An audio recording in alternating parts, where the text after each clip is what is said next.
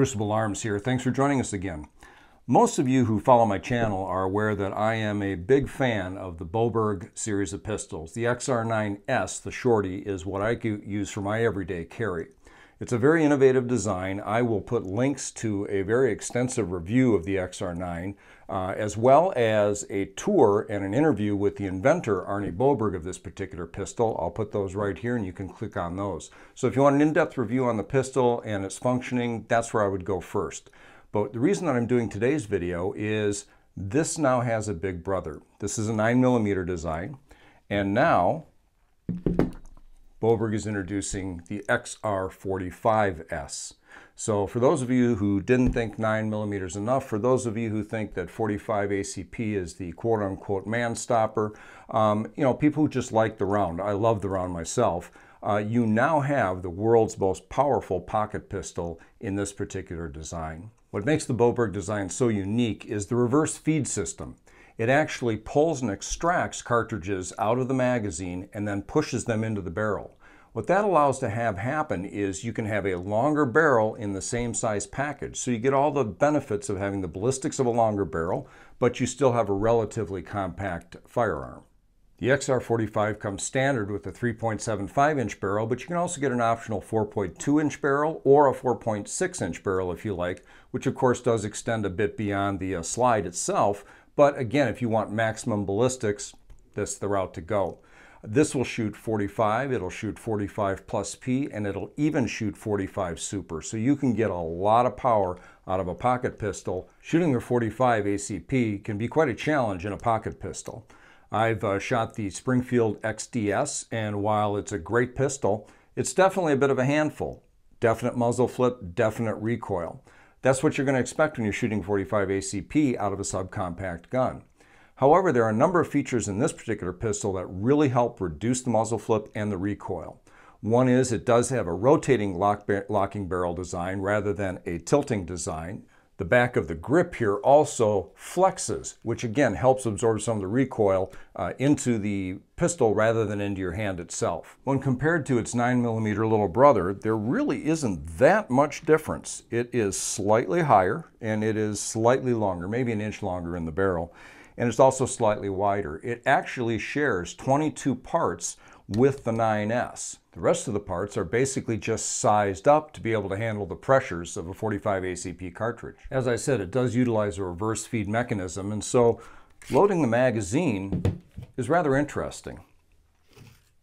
The rounds go in the front side.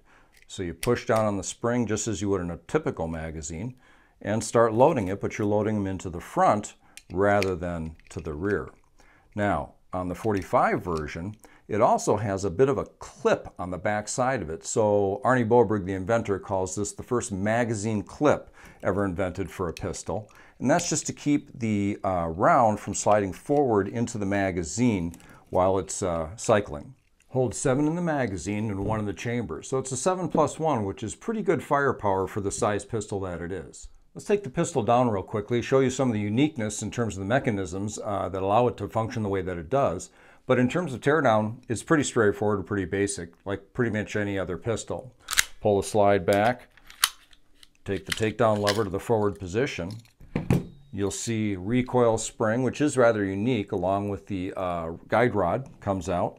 Next thing you do is pull the barrel forward, lift the locking lug out, and then the barrel slides out the back.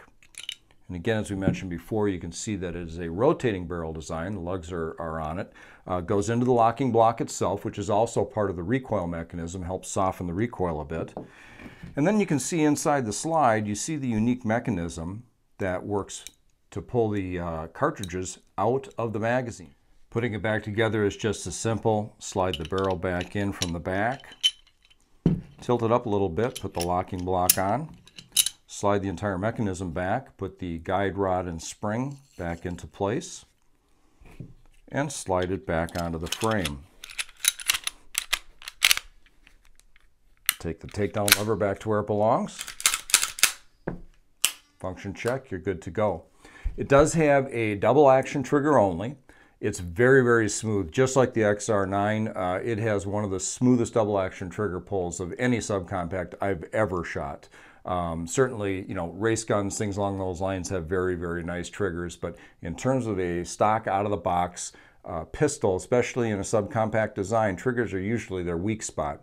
And this one is an absolute joy to shoot. I had a chance to meet Arnie Boberg out at the range and got to throw some rounds through this along with him. And I can tell you, it is the softest shooting .45 subcompact pistol or pocket pistol that I've ever shot.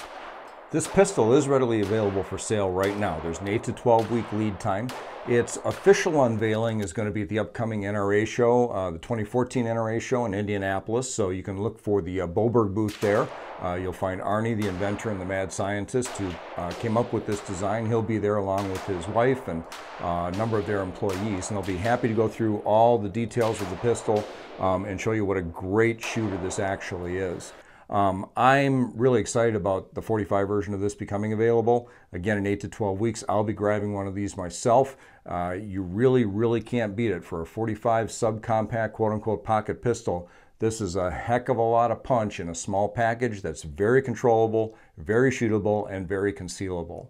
Again, check out my XR9-S review video, and also check out the interview and the guided tour that I did with Arnie of his manufacturing plant.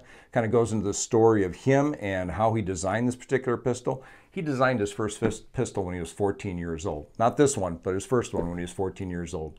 Quite the guy. Thank you for stopping by. This is Crucible Arms signing off. We'll see you next time.